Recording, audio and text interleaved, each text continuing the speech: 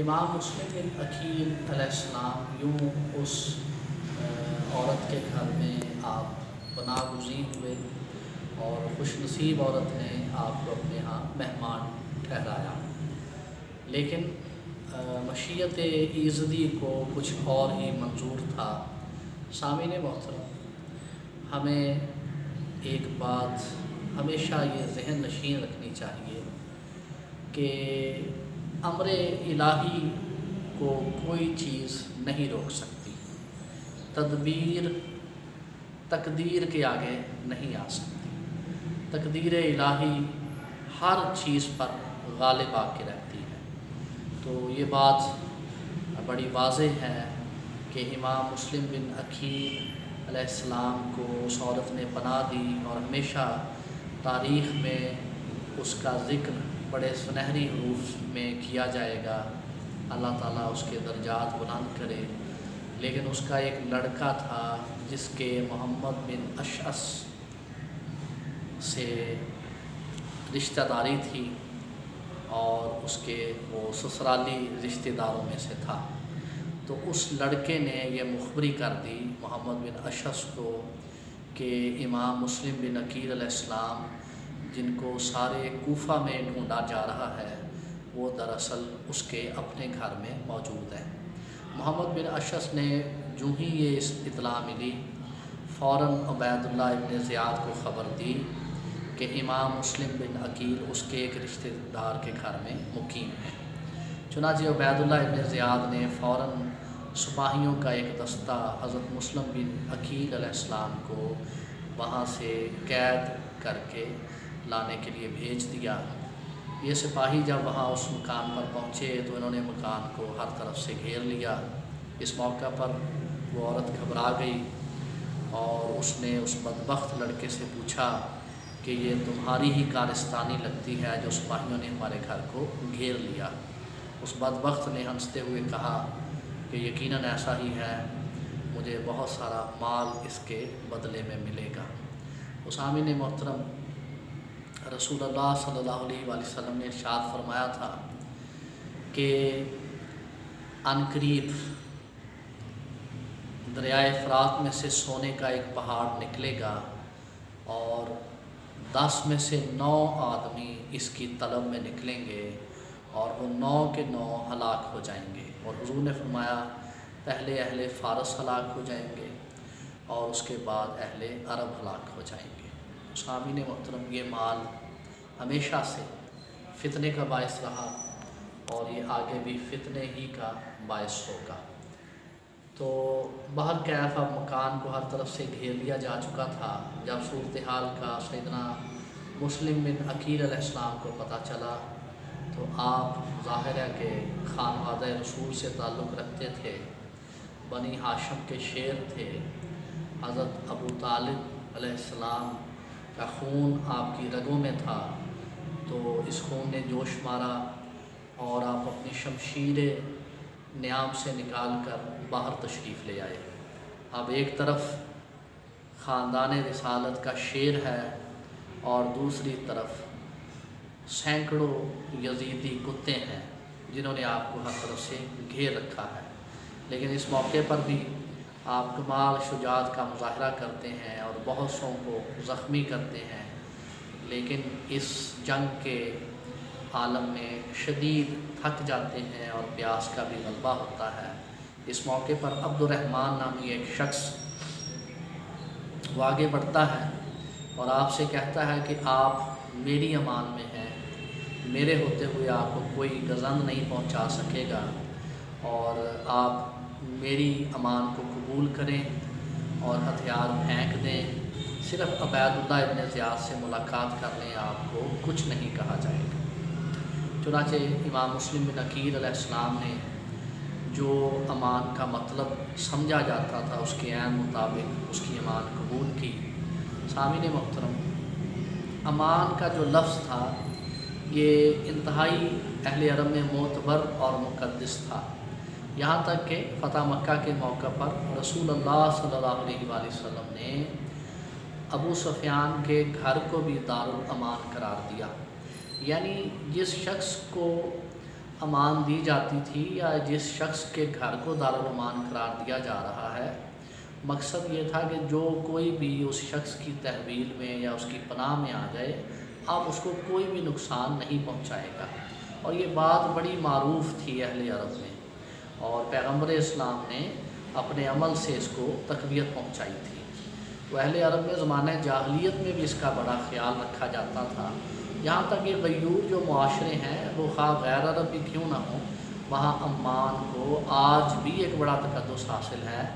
حال ہی میں آپ دیکھ لیں کہ افغانستان میں جو امریکہ نے چڑھائی کی ہے، تو ملا عمر کا صرف ایک جواب تھا کہ میں نے اسامہ بن لادن کو امان دی ہوئی ہے، تو میں اس کو تمہارے حوالے نہیں کروں گا۔ تو دیکھیں کہ اس امان کا اس نے بھرم اتنی صدیوں بعد بھی رکھا۔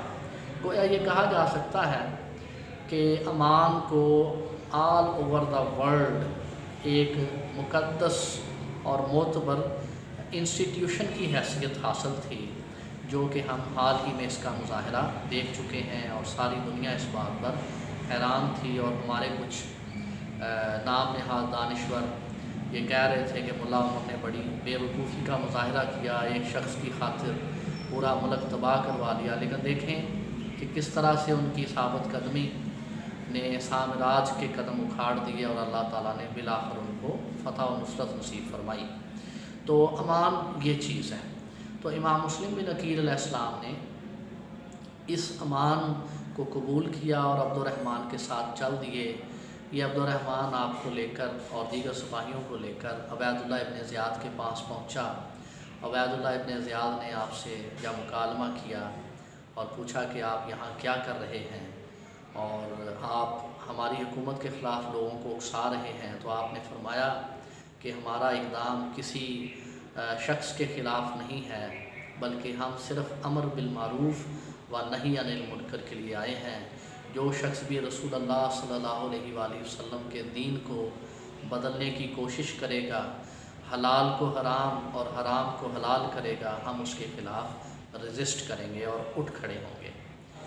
اس پر عبید اللہ ابن زیاد نے یہ حکم دیا کہ امام مسلم بن عقیل علیہ السلام کو فوراً پکڑ لیا جائے اور ان پر تشدد کیا جائے۔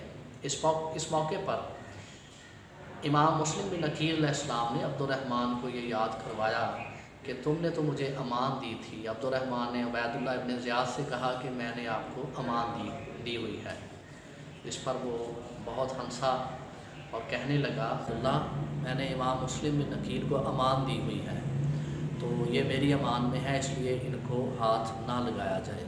تو اس پر عبید اللہ ابن زیاد نے کہا لگایا اور کہا، کون سی امان اور کون سا تحفظ، میں کسی امان کو نہیں مانتا، تم چپ کر جاؤ وگرنہ تمہاری گردن بھی اڑا دی جائے گی۔ سامعین محترم، اس شخص سے جو کہ دنیا میں غلط طریقے سے آیا، آپ کسی بھی قسم کے ظلم کی توقع کر سکتے ہیں۔ جب یورپ میں رسالت مآب صلی اللہ علیہ وآلہ وسلم کی شان اقدس میں لوگ جسارت کرتے ہیں تو بہت سو کو حیرت ہوتی ہے، لیکن جو اہل دل حضرات ہیں ان کو ذرا بھی حیرت نہیں ہوتی۔ ان کو حیرت اس لیے نہیں ہوتی کہ جو لوگ زنا کے ذریعے دنیا میں آئیں وہ ہمیشہ غلط کام ہی کرتے ہیں، وہ بے ادب بھی ہوتے ہیں، وہ گستاخ بھی ہوتے ہیں، وہ بدبخت بھی ہوتے ہیں، اور وہ ایسے ہی سفاک اور ظالم بھی ہوتے ہیں، جن کا جو نمودار ہونا ہوتا ہے کبھی چنگیزیوں کی صورت میں ہوتا ہے اور کبھی امریکنوں کی صورت میں۔ بہرکیف امام مسلم بن عقیل علیہ السلام کو قید کر لیا گیا، اور امام مسلم بن عقیل علیہ السلام کے بارے میں بدبخت عبید اللہ ابن زیاد نے اپنے جلادوں سے یہ کہا کہ ان کو بالکنی پر لے جا کر شہید کر دیا جائے اور ان کا جسد اطہر وہاں سے نیچے گرا دیا جائے، تاکہ تمام کوفی یہ منظر دیکھ کر اس بات سے منحرف ہو جائیں کہ وہ کبھی حکومت وقت کے خلاف علم جہاد بلند کریں گے اور کبھی امام علی مقام سیدنا امام حسین علیہ السلام کا ساتھ دیں گے۔ چنانچہ ان ظالموں نے امام مسلم بن عقیل علیہ السلام کو، جن کا خانوادہ رسالت سے تعلق تھا، اور جن کو ان کے ایک شخص نے امان بھی دی تھی، مگر دور جاہلیت کے دور سے بھی یہ گئے گزرے لوگ تھے جن میں اتنی بھی انسانیت اور اسلام نہیں تھا جو صدیوں بعد ملا عمر جیسے لوگوں میں تھا۔ تو آپ یہ اندازہ کر سکتے ہیں کہ اس دور کے لوگ اتنے زیادہ، جو بنو امیہ کے یہ گورنرز اور حکمران تھے، اتنے گئے گزرے تھے کہ آج کے طالبان بھی ان سے بہتر ہیں، کہیں بہتر ہیں۔ تو ان ظالموں نے امام مسلم بن عقیل علیہ السلام کو گرفتار کیا اور چھت پہ لے جا کر پہلے آپ کا سر مبارک تن سے جدا کیا گیا، اور اس کے بعد آپ کی جو ناش مبارک تھی اس کو چھت سے نیچے گرا دیا گیا، اور اس طرح سے اہل کوفہ آپ کی شہادت پر ان کو اطلاع ہوئی۔ ادھر امام علی مقام امام حسین علیہ السلام اس سے پہلے ہی جب ان کو امام مسلم بن عقیل علیہ السلام نے خط لکھا تھا تو آپ کوفہ کی طرف روانہ ہو چکے تھے، اور امام مسلم بن عقیل علیہ السلام کی شہادت کی خبر آپ کو راستے میں ملی، جبکہ آپ مکہ المکرمہ سے کافی دور آ چکے تھے اور کوفہ کے قریب تھے۔ سامعین محترم، یہ وہ حالات تھے جو واقعہ کربلا سے پہلے پیش آئے، اور امام مسلم بن عقیل علیہ السلام کی شہادت اس طرح مظلومیت میں ہوئی اور دھوکے کے ساتھ ہوئی، اور اہل کوفہ نے روایتی دغا کا، بے وفائی کا مظاہرہ کیا، اور اس میں ان کے روثہ بھی شامل تھے، اس میں ان کی خواتین بھی شامل تھیں، اور اس میں ان کے وہ لوگ بھی شامل تھے جن کے پاس زبان تو تھی لیکن وعدوں کا پاس نہیں تھا۔ تو یہ داستان کربلا یہ انتہائی غمناک بھی ہے، انتہائی اندوہناک بھی ہے، اور انتہائی سبق آموز بھی ہے۔ یہ داستان ہمیں یہ سکھاتی ہے کہ اسلام کی خاطر ہمارے بڑوں نے اور رسول اللہ صلی اللہ علیہ وآلہ وسلم کے خاندان نے کس قدر قربانیاں دیں۔ یہی وجہ ہے کہ رہتی دنیا تک کربلا والوں کو ہمیشہ یاد کیا جاتا رہے گا۔ آج کے لیے اتنا ہی کافی ہے، انشاءاللہ اگلی قسط میں کچھ اور واقعات کا ذکر کیا جائے گا۔ والسلام۔